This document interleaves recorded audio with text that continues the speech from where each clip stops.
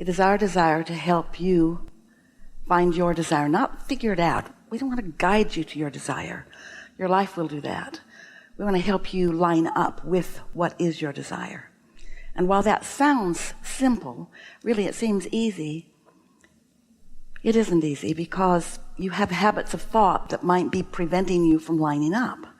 You have beliefs and determinations to be right about things. You have opinions that are in the way of your own desire, and you don't even realize it because your opinions feel right to you. You worked hard to get them, but when you have an opinion that is working against you, when you have an opinion like I can't, when your inner being knows that you can, or when you have an opinion like I'm not good at this, when you are, when you have an opinion like I don't deserve this, when you do. In other words, there are some opinions that you have about yourself and even others around you that aren't serving you. And so we'll chew on that. We're not here to change your mind about anything. We're here to help you find alignment with what is your true mind, what is your true self. We want to help you find a way, if you want it, to calibrate to the vibrational frequency of your source. And when we say calibrate, it sounds weird in a physical world, but it isn't, because you are vibrational beings. You're vibrational. And you are emitting a vibration all the time. And the law of attraction is responding to what you're emitting. Where we come in to be helpful, if you want, is that we can show you how sometimes you're emitting something that you don't mean to emit. You're radiating a vibration about what is. I don't have enough money, or I'm lonely. I don't have friends that I want, or I don't have the lover that I want, or I don't have the life that I want, or something is missing from my experience that I really want, or something is present in my experience that I really don't want. And we want to help you to understand that your awareness of what is, when it doesn't match what you prefer, your awareness causes you to emit a vibration that causes your energy to be split. So you're not offering a clear signal of what you desire. You're offering a signal that says, I want that, but I can't have it. I want that, but I can't have it. I want that, but I can't have it, which holds you in a sort of limbo state. There's no such thing as that, really, but in that place where what you want seems slow to come. And we want to help you out, if it's what you want, to speed that up, to help you to close the gap between the money that you want in the bank, or the lover that you want in your bed, or the whatever it is that you're asking for. You should be able to get it, and you shouldn't need patience for it. You just need understanding of how to emit deliberately. For a while we called this the science of deliberate creation. It really is a science, because it's all about vibration and frequencies, and you have to use your sensors to know where you are. But as humans, you took the science of deliberate creation too seriously, and you started trying too hard. And so we changed the name to the art of allowing. The art of allowing yourself to offer a frequency that matches what you want rather than matches what you've got. It's really the same thing. You got to match what you want. It's as simple as, we offered this a couple of weeks ago, and Esther has found it so helpful in her own experience. So when you stand with an opinion about something, that opinion doesn't have to be, and isn't always, but often it is, pushing against something. Your opinion often is pushing against something. And when Esther heard us say that, she thought, well, I don't think my opinions are so much pushing against things. And then she found out that they often are. They often are. She got into her room last night and couldn't get online, even though she was following the prompts. And when she called down, it was because there was confusion about whose name she was supposed to type in there, and she thought, I've never had confusion about what my name is before. And so it never really did get sorted out. She called Mark, and he sorted it out another way. And her opinion was, this shouldn't be this hard. She's half an hour messing with this. My opinion is, this shouldn't be this hard. My opinion is, I thought I was smarter than this. My opinion is, and then she felt in the pit of her stomach, my opinion is not helping me. My opinion is something is happening and I don't like it, and I'm standing in the place of pushing against this thing I do not like. Well, of course you are. Of course you're standing and pushing against what you do not like. That's not an abnormal thing to do, is it? You don't want to eat ground glass and like it.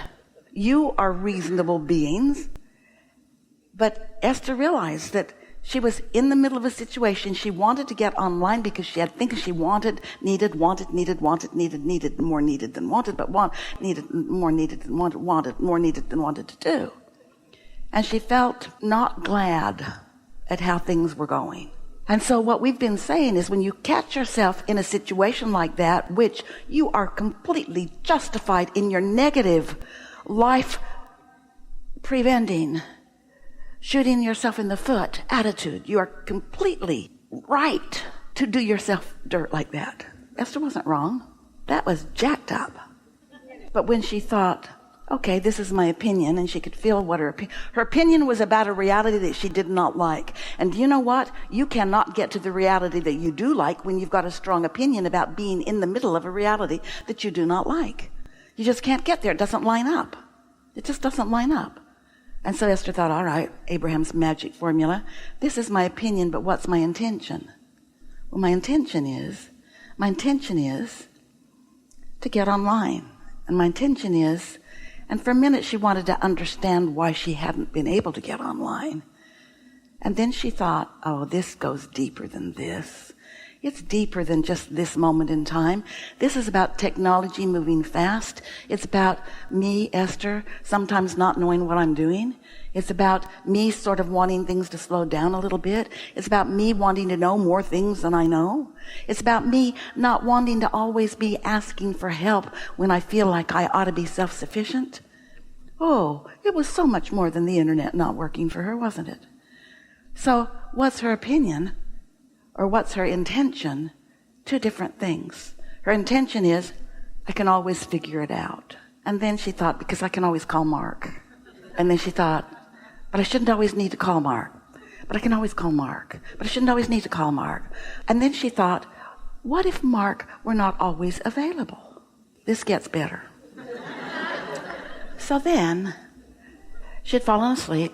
Her phone rang, and it was an alarm company for her home where she is not. And the master bedroom door was sending off a signal.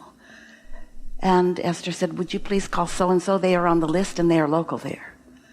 And the person said, I did call that person, but that person was not available.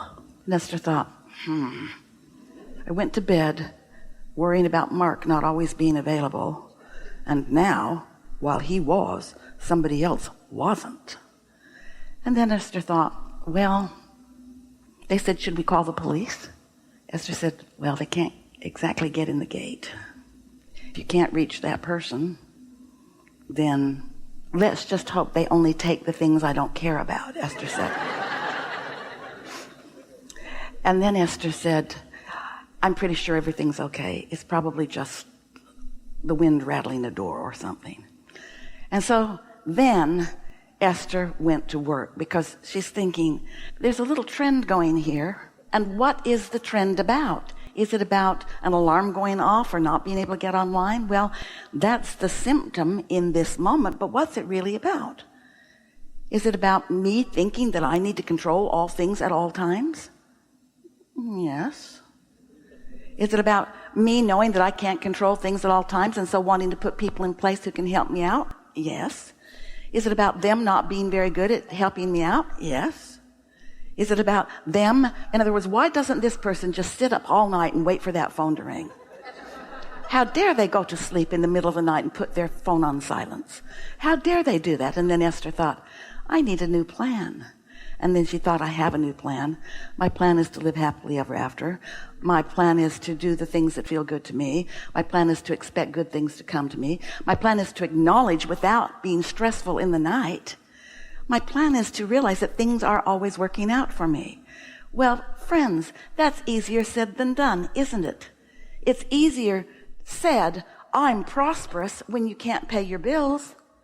Or I'm healthy, when you're limping around dragging something.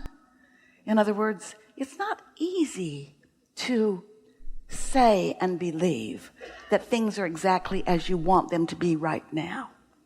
But if you know the formula, if you know that life will show you where you're at, and law of attraction is the reason that life shows you where you're at. You do not have experiences that are different than what your vibrational offering is.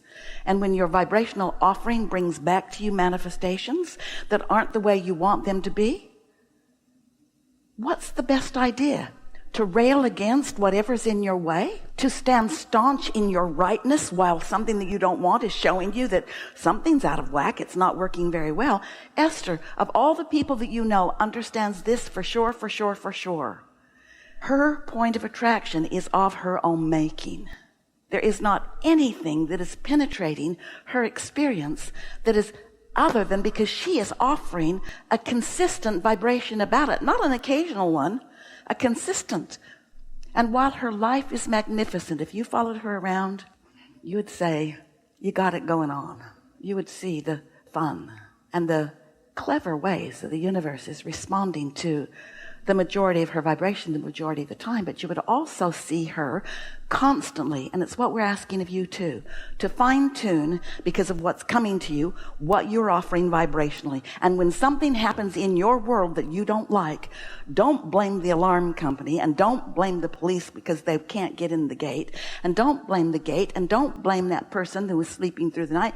Don't even blame yourself, except that it's about your point of attraction, which is about your belief system, which is about what you are mostly offering. And then when wonderful clues come to you, 2 in a row within just a really short period of time, show up and they're exactly the same thing, say, I'm getting this message and I know what to do. I don't need to dig in with an opinion that isn't serving me. I can point instead to my intentions, because I know that the universe, that the law of attraction, that all that is responding to the vibration that I am offering. You're not here to defend your rightness. Oh, give that one up. And you're not here to protest someone else's wrongness. Give that up too. Because when you protest their wrongness, you can't stand in your rightness. But when you think about your intentions, when you think about living happily ever after, when you think about the uplifter that you're born to be, when you think about how blessed you are in this way and this way and this way and this way and this way, when you practice those frequencies, and here it is, this is the newest, most leadingest, edgiest message that we've ever offered to anyone because of what Esther just experienced in the last few hours. Bless the contrast that shows you where you can vibrationally improve. Jerry and Esther used to roam around the country. They had several of these big old buses, and they towed a car behind them, and for over a decade they roamed the earth in this bus and loved it. And in all those years, 12 years of that, they saw a couple of wrecks. They came upon them, and occasionally they would see the aftermath of one after the cars had been towed away, and sometimes they would be in the slower traffic because of one that had happened that they were not near yet. But mostly it was clear driving for them. Mostly the roads were open and they were not hindered by that kind of thing. But when they would start to see a little rubble on the road or find themselves in a little slowdown because of an accident, Jerry would say, getting a little too close for comfort, don't you think? And what he meant was, we must be sloppy in our thinking. We must be being sloppy in our thinking. And our life is giving us evidence of that. And that's really the point that we're making here. You're sloppy when you're in your thinking, when you're just looking at what is. And you're lazy in your thinking. Esther, we love you so much. You're lazy in your thinking when you just go to the knee-jerk reaction. You're lazy in your thinking when you go to the easiest thing to think rather than the best feeling thing to think. When you go to the best feeling thing to think, now you're setting your intentions. When you go to the whatever it is, you might very well be fanning the flame of an opinion that is not serving you.